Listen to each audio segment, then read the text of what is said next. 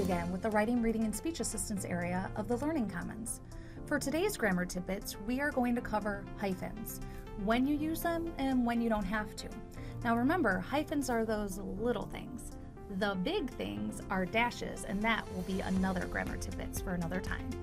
So let's look at when we always use hyphens. Well, the first way that we use hyphens is when we're spelling out numerals like 21 through 99, or when we're spelling out fractions.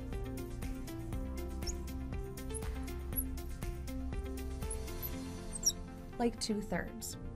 Now, hyphens are often used with prefixes. Some prefixes always use hyphens, while some use it sometimes depending. If you are in doubt, you will want to consult a dictionary.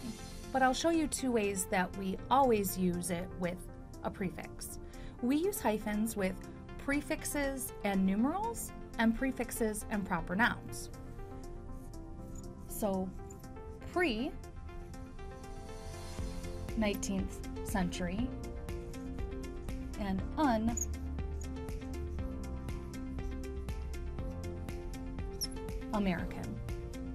Two other ways that we use hyphens are to avoid confusion in either meaning or pronunciation.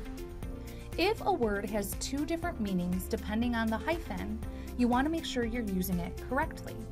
So, when writing a sentence, do you mean resign, as in to quit, or do you mean re-sign, as in to sign again? The other way that we use hyphens is when we want to fix the pronunciation of the word when a word has double or even triple letters, such as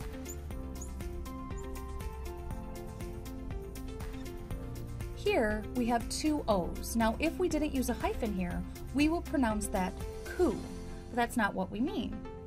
We put that hyphen there that will eliminate any confusion of its pronunciation, and we would say co-owner. Or we have the word shell-like. Now here we have triple L's, so in order to avoid awkwardness, we'd add that hyphen for shell-like. So you always use it when you have double or triple letters. Now, let's not forget the suspended hyphen. This is when we have to use more than one hyphen in a sentence. So let's take 4 and 5-year-old kids. Now, we don't mean old kids that are 4 and 5 years. We actually are modifying kids to say that we're talking about 4 and 5-year-old kids. In this case, 4 is put together with year old. We just don't have to rewrite it, so we use that suspended hyphen where it stands on its own. Now this brings me to the most common way that we use hyphens, and that's when we have a modifier that comes before a noun. So if you want to talk about your red-haired coach,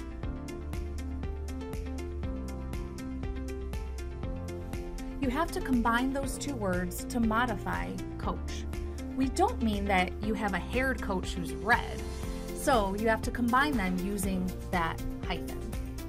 Another example would be with compound nouns. Here we have grade school, which is a compound noun, but we want to use it as an adjective to describe the type of papers. We don't mean that the school papers are grade, we mean that the papers are for grade school. Now, let's talk about when we never use hyphens. That would be if we have a modifier that's after the noun. So, if you said that your coach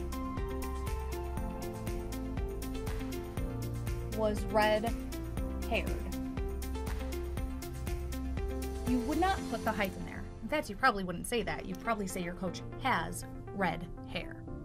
Or that the papers were from grade school.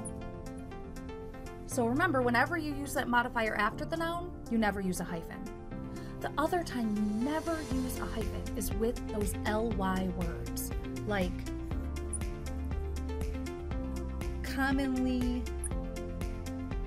used or previously owned.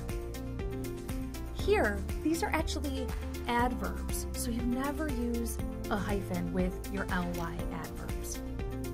Thank you for tuning in to this week's Grammar Tidbits, and I hope now you understand when to effectively use hyphens.